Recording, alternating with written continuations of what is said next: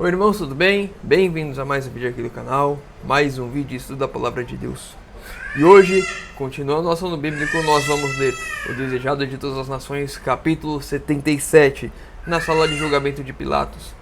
Antes de iniciarmos, gostaria de lembrar aos irmãos, esse é apenas um resumo do meu resumo. Recomendo aos irmãos a leitura completa no aplicativo da Bíblia ou escutar o audiobook.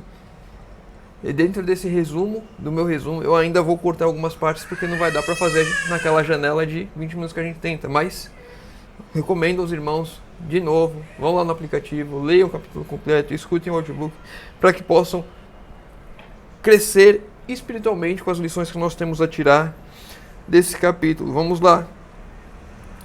Desejar a Todas as Nações, capítulo 77, na sala de julgamento de Pilatos. Estes oficiais judeus não queriam entrar no tribunal romano, segundo sua lei cerimonial, ficariam assim contaminados e, portanto, impedidos de tomar parte na festa da Páscoa. Não viam em sua cegueira que o ódio assassino lhe contaminava o coração. E aqui nós vemos, mais uma vez, aquelas pessoas muito preocupadas com as leis cerimoniais, com as leis humanas, com as tradições que eles haviam colocado, e esqueceram de olhar para aquilo que é essencial, que é a purificação de si mesmo. Com ódio, com rancor, com desejo de morte, eles estavam totalmente contaminados.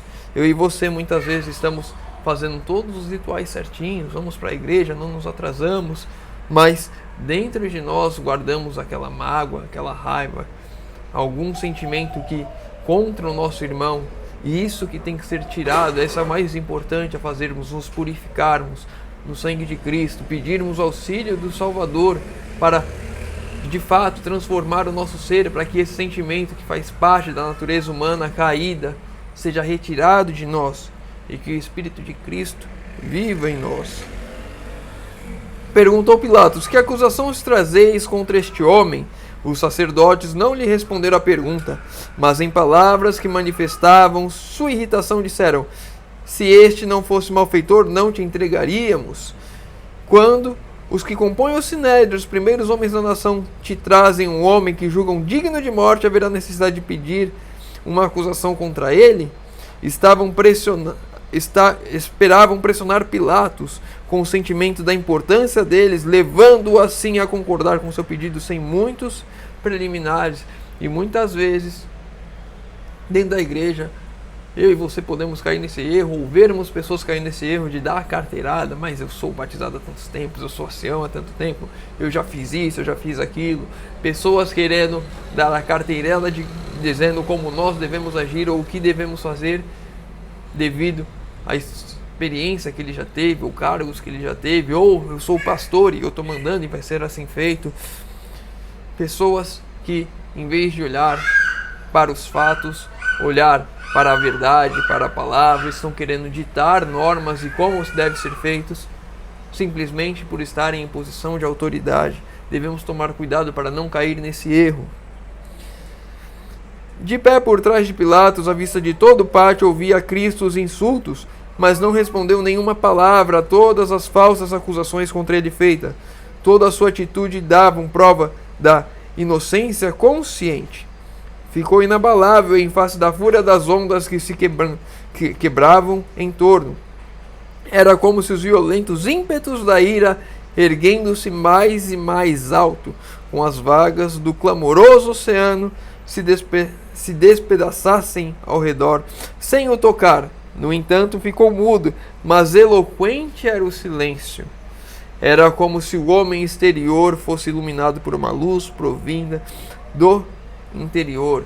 O silêncio de Cristo falou mais do que se ele tivesse falado qualquer coisa.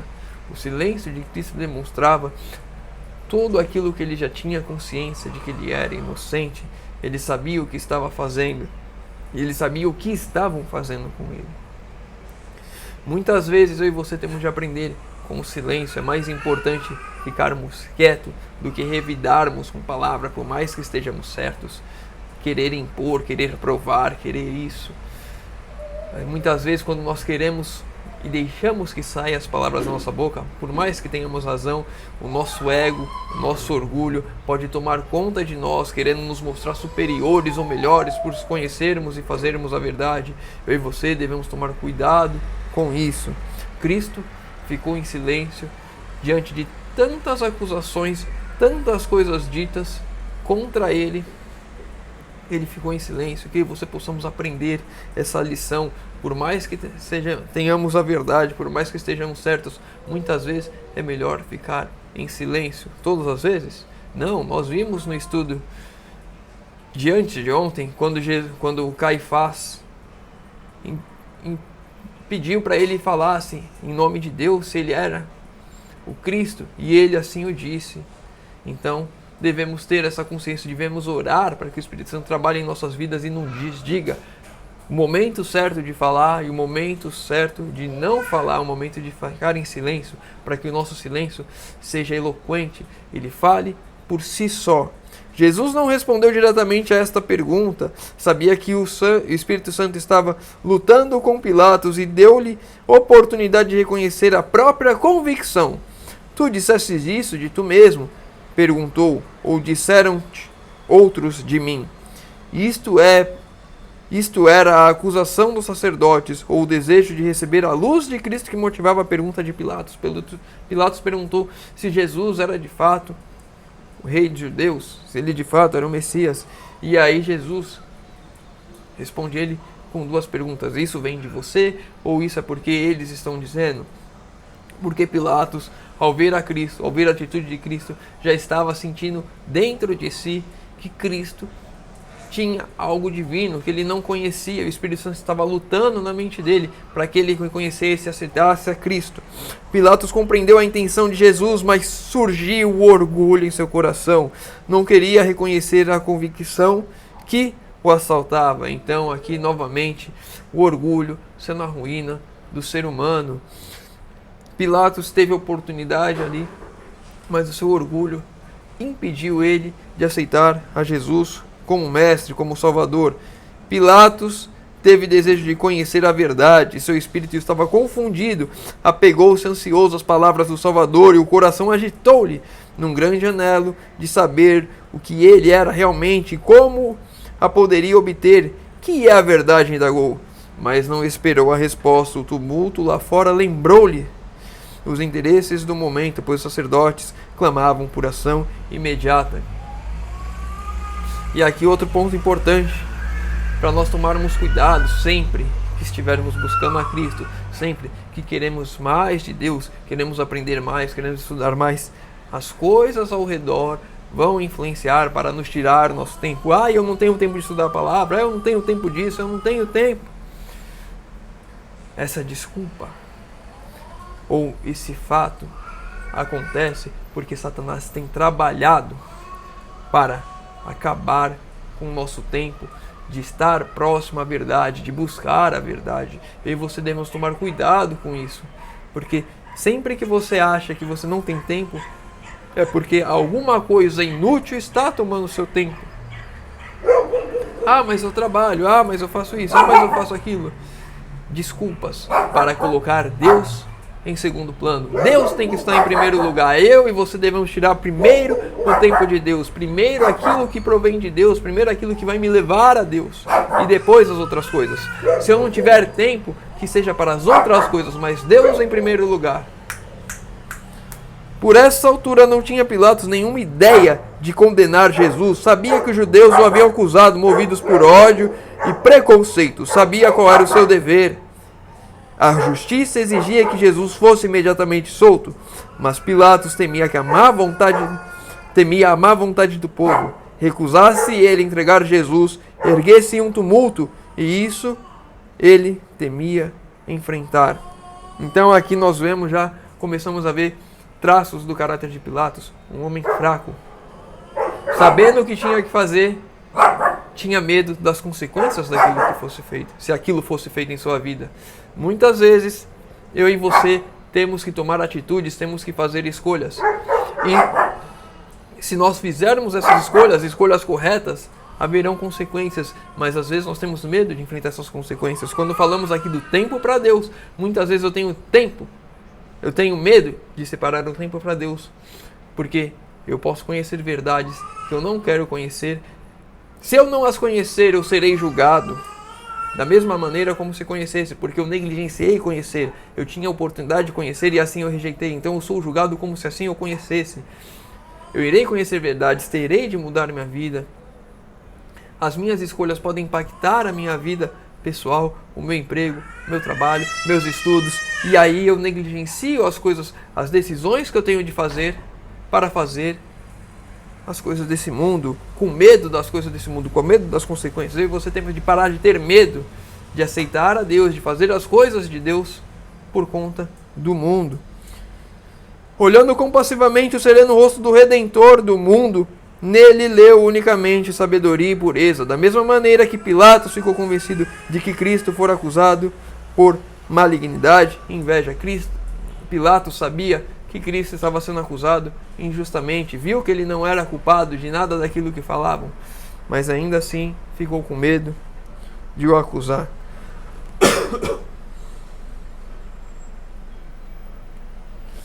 Vamos lá, eu vou passar um texto rápido aqui de Herodes. Mas Cristo era como alguém que não visse nem ouvisse. Cristo estava mudo, Cristo não respondia, não tinha reação quando estava perante Herodes. O Filho de Deus tomara sobre si a natureza humana, devia agir como o que tem de fazer o homem em idêntica circunstância. Portanto, não operaria um milagre para lhe poupar a dor e a humilhação que os homens devem sofrer. Conquanto, colocado em condições semelhantes, Herodes prometeu que se Jesus realizasse algum milagre em sua presença, seria solto. Os acusadores deles eram testemunhas oculares das poderosas obras feitas por seu poder.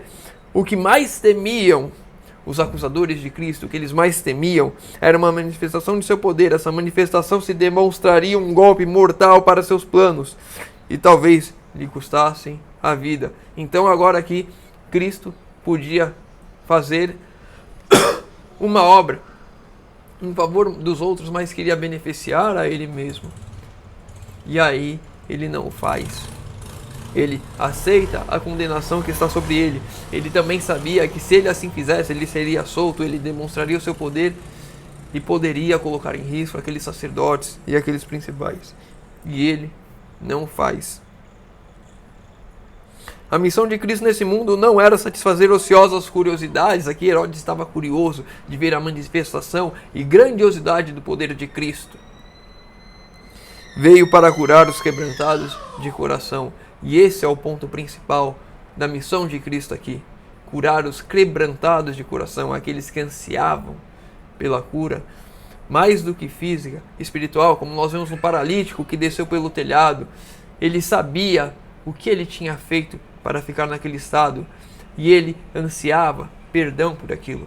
Quando ele foi até Cristo, ele não queria andar, ele queria ter a certeza do perdão, e ele teve antes de andar. O andar foi uma consequência por causa da incredulidade e pela aqueles sacerdotes que estavam à volta querendo blasfemar, acusar Cristo de blasfemo por perdoar pecados, porque apenas Deus poderia perdoar pecados. E Cristo mostrou que Ele é Deus e Ele perdoou os pecados do paralítico.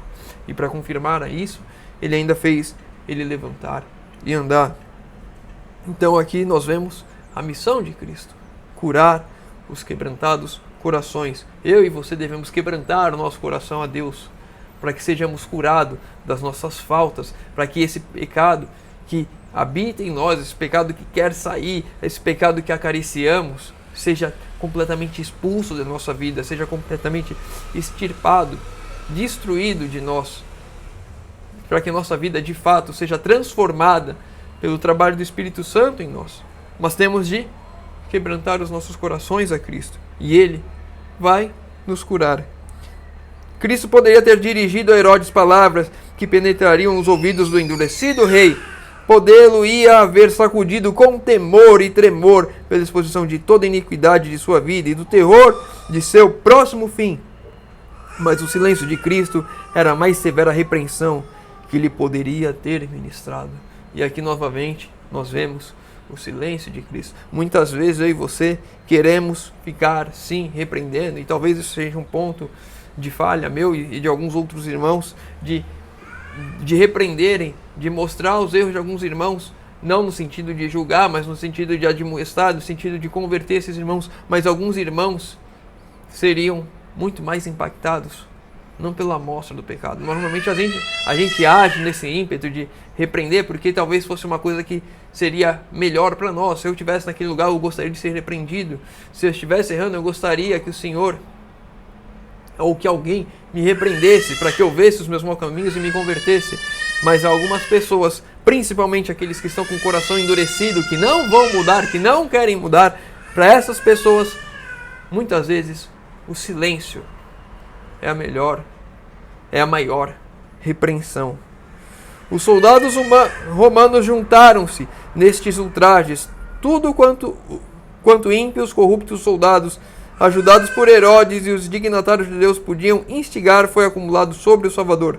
Todavia, não perdeu sua divina paciência. Aqui um ponto também para mim e para você, porque muitas vezes a gente está preocupado com coisas que nós achamos que realmente é ofensivo, e é de fato, com o pecado, a alimentação incorreta, ou desdenhar a reforma de saúde, ou ignorar a questão da vida no campo, ou não acreditar que podemos vencer o pecado. São questões que são para o nosso tempo, uma questão de escolha hoje, de conversão hoje, mas nós esquecemos de pequenos pontos. Muitas vezes perdemos a paciência por besteiras, e esse é um ponto que eu tenho para mim, que quando eu me vejo, eu já estou caindo nesse ponto, e é uma coisa que eu tenho que melhorar. É a questão da paciência. Eu e você devemos ser mais pacientes, e em todos os lugares, com todas as pessoas. Eu e você devemos permitir que o Espírito Santo trabalhe em nossas vidas, para que assim possamos ser pacientes. É fácil, muitas vezes, ser com os outros na rua, na igreja, mas dentro de casa, ou no trânsito, com aquele que você não conhece, você está atrasado. Tantas coisas que nos fazem tropeçar por besteiras.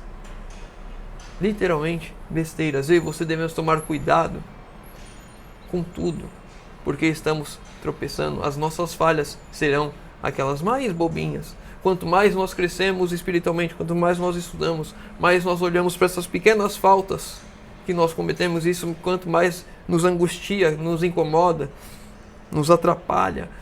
E apenas o poder de Deus atuando em nossas vidas fará com que possamos agir assim como Cristo agiu, com divina paciência. Por mais que estejamos sendo oprimidos muitas vezes as pessoas estão contra nós, muitas vezes as pessoas estão julgando nós, muitas vezes as pessoas estão olhando na nossa cara, criticando, muitas vezes, enfim, tantas coisas. E nós devemos olhar para os pequenos detalhes da nossa vida, porque Deus se importa com todos os detalhes. E mesmo o pequeno detalhe de perder a paciência, o pequeno detalhe, qualquer que seja o pecado, é uma falta grave aos olhos de Deus. E precisamos pedir para que o Espírito Santo trabalhe em nossas vidas para que assim mudemos. E agora eu já vou pular já aqui uns 15 parágrafos para a gente já ir para o final já. Já estamos chegando a 18 minutos já. E tem muita coisa importante aqui no final. Vou ler os 4 últimos parágrafos desse meu resumo do resumo. Então, recomendo aos irmãos, leiam o capítulo completo lá no aplicativo da Bíblia. A maior culpa e a mais grave responsabilidade pesava sobre os que ocupavam os mais altos postos da nação, os depositários das sagradas verdades, que estavam vilmente traindo Pilatos, Herodes e os soldados romanos. Ignoravam relativamente o que dizia a respeito a Jesus. Pensavam agradar os sacerdotes e príncipes, maltratando. Não tinham a luz que a nação judaica recebera em tanta abundância. Houvesse essa luz sido dada aos soldados, e não o teriam tratado a Cristo tão cruelmente como fizeram. Os soldados, eles trataram a Cristo com muita crueldade, mas se eles tivessem tido a mesma luz que a nação judaica tinha, que os sacerdotes, que os príncipes tinham, eles não teriam tratado Jesus com aquela crueldade. Eles teriam muito cuidado ao falar com Cristo, escolhendo assim um povo pagão apartar-se escolhendo assim um governo pagão, apartara-se a nação judaica da teocracia, ou seja, o governo de Deus. Os líderes religiosos daquela sociedade escolheram o governo pagão, escolheram Roma como seus líderes. Rejeitar a Deus como rei. Não tinha daí em diante mais libertador, não tinha rei senão o César. A isso, os sacerdotes e os doutores levaram o povo. Por isso, bem como pelos terríveis resultados que se seguiram, eram eles responsáveis. O pecado de uma nação e sua ruína eram devidos aos guias religiosos. E conosco é assim, da mesma forma. Aqueles líderes religiosos escolheram o governo de Roma. E hoje, se o irmão viu a conferência geral, e o irmão prestou atenção nos detalhes, o irmão deve ter visto uma bandeira do Vaticano entrando lá dentro, com a bandeira de outros países. Líderes religiosos levando uma nação inteira à ruína. Eu e você devemos ter o nosso foco em Cristo, olhar para Cristo. Os nossos líderes religiosos podem ter falhas, sim. Eles podem cair, sim. Eles podem errar, sim.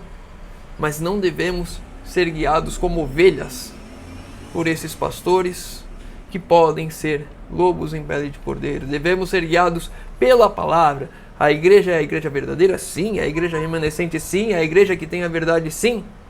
Mas muitas vezes, assim como o povo judeu era o povo escolhido, a nação escolhida por Deus, aqueles que tinham os oráculos de Deus, aqueles que guardavam a verdade, aqueles que tinham a luz de que o Messias iria vir, eles levaram uma nação à ruína. Muitas vezes, os nossos líderes religiosos podem nos levar à ruína se os nossos olhos não estiverem focados em Cristo. Não devemos confiar a nossa salvação em pessoas, não devemos confiar o nosso conhecimento em pessoas. Não confie em mim, vai lá no aplicativo da Bíblia, leia o capítulo completo. Se não está confiando no aplicativo da Bíblia, vai em outro aplicativo, compra o livro, leia, estude, busque e veja por si só quem é Cristo e siga a Cristo e não a líderes religiosos. Os nossos dois últimos textos para a gente encerrar.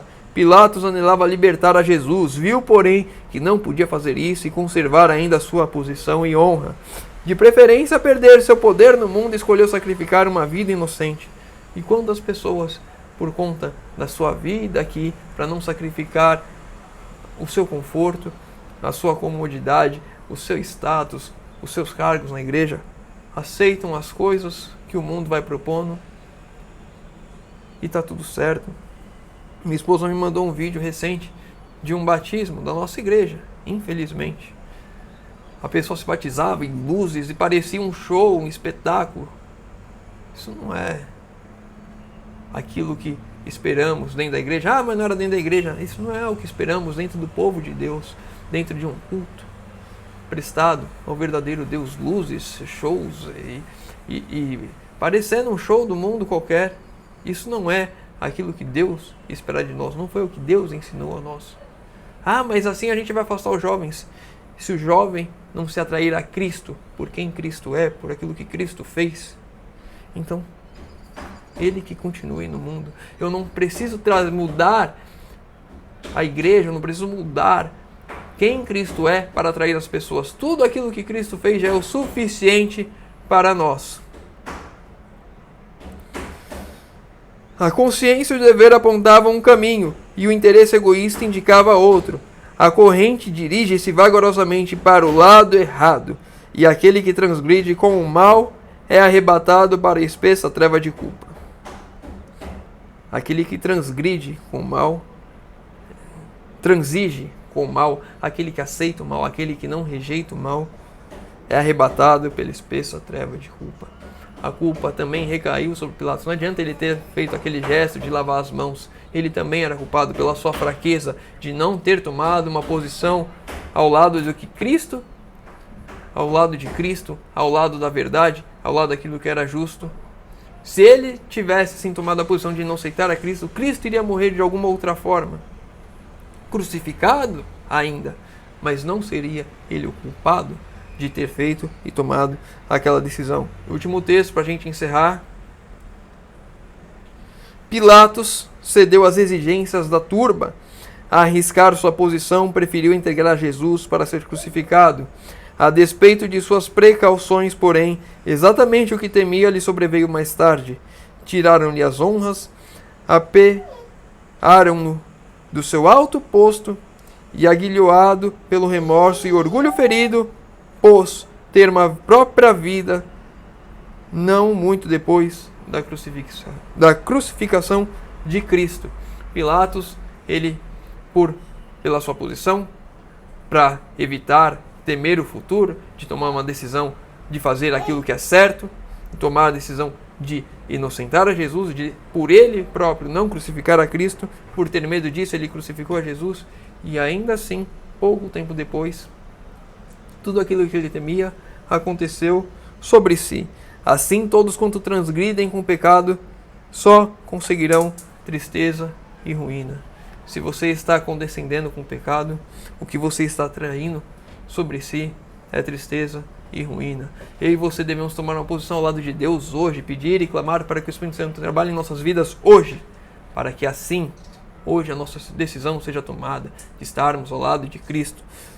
Não deixarmos que o que possa acontecer, as influências externas, as consequências de estarmos ao lado de Cristo, nos afetem e nos afastem de Deus. Se ficou com alguma dúvida, vamos encerrar por aqui. Se ficou com alguma dúvida, deixa nos comentários. Se o irmão leu o capítulo completo, tem algum outro ponto que queira comentar, que tenha tido dúvida, deixa nos comentários, que eu vou estar respondendo e a gente vai estudar e crescer junto. Se pedir de oração, deixa nos comentários, que estarei orando por todos. Convido aos irmãos que puderem fechar os olhos para falarmos com Deus. Senhor Deus, Pai amado, obrigado, Senhor, porque mais uma vez temos a oportunidade de abrir a Tua Palavra e de estudar. Senhor, por favor, transforma nossa vida hoje. Que o Seu Santo Espírito seja derramado sobre nós hoje, Senhor amado. Possamos tomar as decisões que tenhamos que tomar sem medo das consequências de estarmos fazendo aquilo que é certo e estando ao Teu lado, Senhor. Te pedimos isso em nome de Jesus. Amém. Meu irmão, fica com Deus e que Deus te abençoe.